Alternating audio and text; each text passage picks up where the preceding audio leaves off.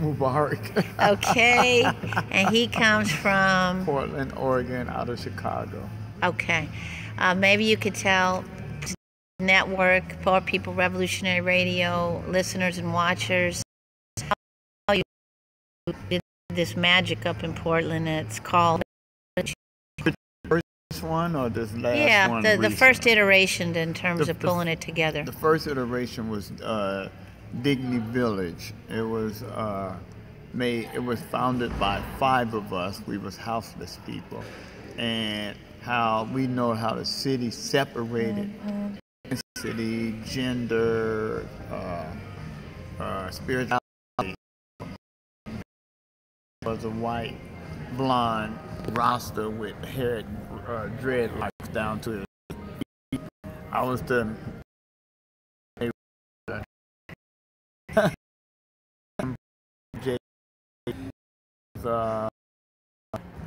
he didn't have spiritual religion, so we call him the Antichrist. I love it. And then we had Jada May, who was a white Indian, and Leo, he was Cherokee and Hispanic mix. So we all got together and formed what was called the Homeless Liberation Front. And our campaign was called Out of the Doorways. And so we was getting the houseless people from crouching and sleeping in doorways of businesses, vacant housing and factories. And we formed a camp called Camp Dignity. And so the organizer went to the houseless people and asked them, let's come up with a set of governance to become independent of ourselves and become dependent of the government and independent of ourselves. So they came up with 5 basic things that help keep an organized, peer-based ran campsite with no drugs or alcohol or paraphernalia, no fighting, no death, no destruction of property, and no continuous discrimination and behavior. And so on those 5 things, we developed a code of conduct, we developed bylaws, and we developed a mission statement, which then we applied to be a 501c3, because we didn't want the government to come in and take care of it, and then when they got tired, they throw us away. So we wanted to be independent. And so we wrote grants and did workshops, we did speaking engagement, and we had fundraisers, and we sold our own things, our fruits and stuff at the market. We made buttons, we made leather things and jewelries and stuff like that that people can do with a crochet needle. You can make a sweater and sell it. So we created micro businesses, and we kept being swept or moved from one location to another. And finally somebody said, why do you keep moving? I said, it's a camping ban. Mm-hmm. It's a camping ban. And so, wow. And so they looked at me and said, windows, BS. Yeah, they looked at me, and I don't know why the hell they looked at me. I don't know shit. I'm just a traveler. So they said, what should we do? They're gonna, ruin us. And so I said, well, I just came back from Somalia, and I was in a village, and I said, let's call it Dignity Village. And so they didn't have no ban on no village. So we became, and then with that maneuver, we started looking into the laws of the land and start finding which laws didn't self-impose justice on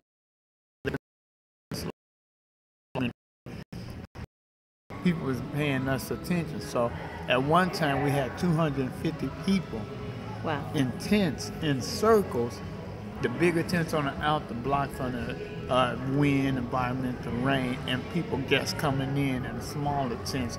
And we had a big open space where we call it a communal tent, where everybody cooked or ate food and talked and congregated. And that was on public land? That was on public land. That was on state land, Oregon Department of Transportation. Like Caltrans out here? Okay. Yeah, move us, and we fought them off. They tried to move us.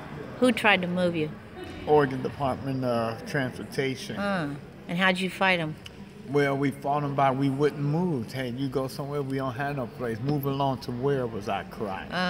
And so then they would send the police in and try to sweep us. Right. And we would contact all the different organizations that was in solidarity with us and supportive of us. And they would come and we would lock arms.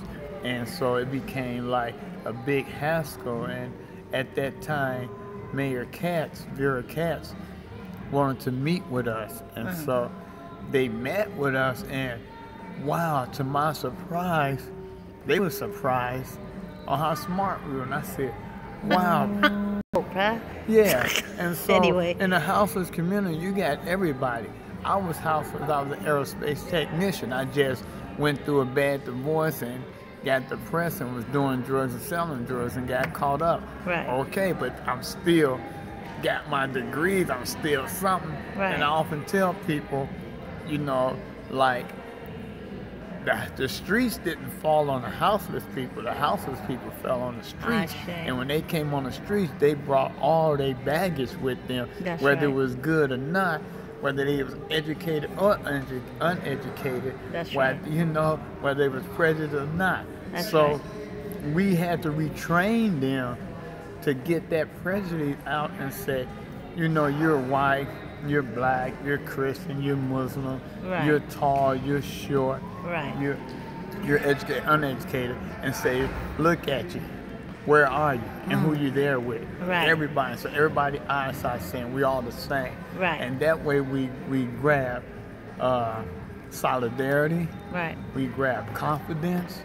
We grab people imagination. And we did shit, and we formed a collaborative mass movement of houseless people in Portland. And so we fought, and they said, well, we'll give you, we'll lease you some land for 10 years at $1 a year surplus if you move to this land. You went before city council to ask for that? We went, the city How long council. did it, how much It fighting? took us about a year. And showing up every time? Showing up every time and fighting the police back. And they started coming in there looking for people with warrants. So we started a protocol that they can't come where we at, just walk in and start looking for people. They had to have a warrant with that person's name and that person's face on it. Howbeit, in the streets, you can be who you want. So we'll say, well, we don't know that name. We knew it first, and we don't know that name. And if we do see that name around, we'll let them know you're looking for them and send them on their merry way. So they gave us a leaf compost site in a bad area right on the river, and when it get cold, it messed up our tents and everything, and the wind was blowing over, and we like to froze out there. So like the settlers did when they first came here and took this land from the native here, from the indigenous people.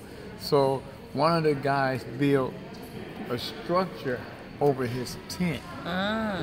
And then later on he just gutted and took the tent out and made it. So that was the first tiny house, and then everybody followed suit. That's how we got the tiny house. And what year approximately was this? That was 2000. That's what's up. So you had about 10 acres, you said? No. How long? No, how much space did you have? We had about 1.5 acres. And how'd you deal with? Did you bring porta potties in there? We brought porta potties in there. Because if we writing grants and doing fundraisers, we had money. So we had like 4 porta potties, and we had to have an ADH porta potty. And then we had a dumps that would get dumped once a week.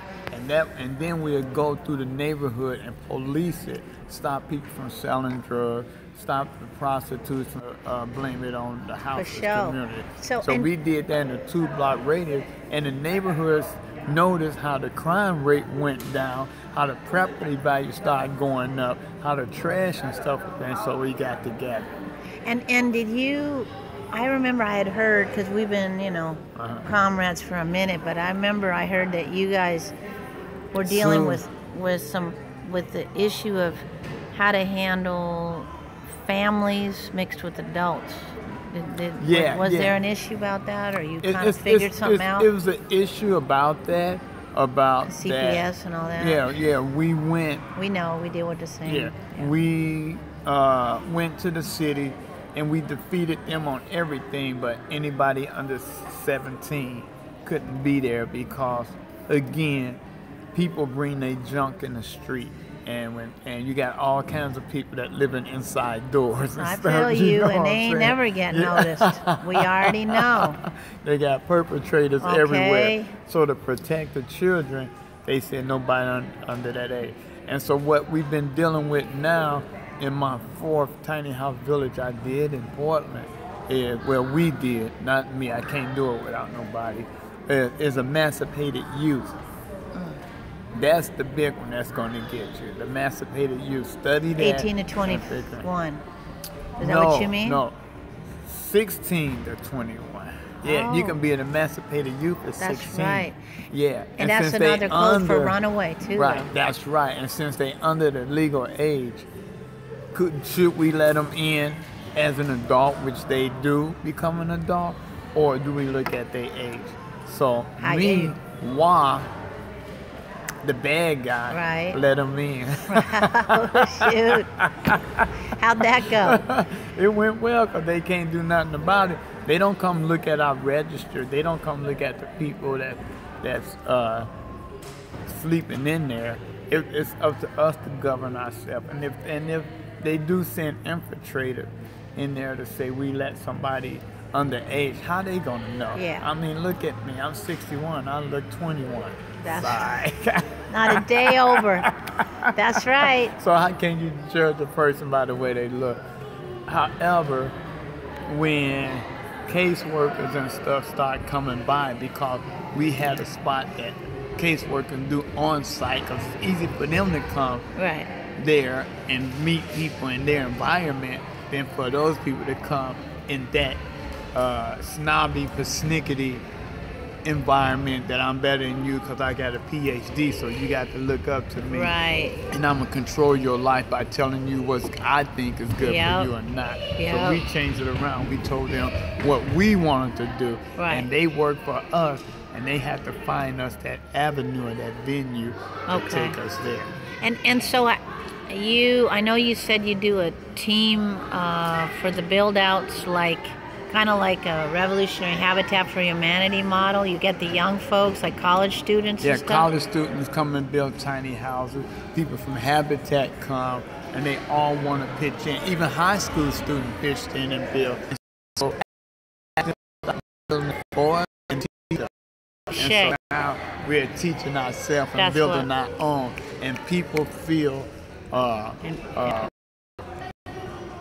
worth about 7 generations, like the Native American and indigenous people of this land taught us.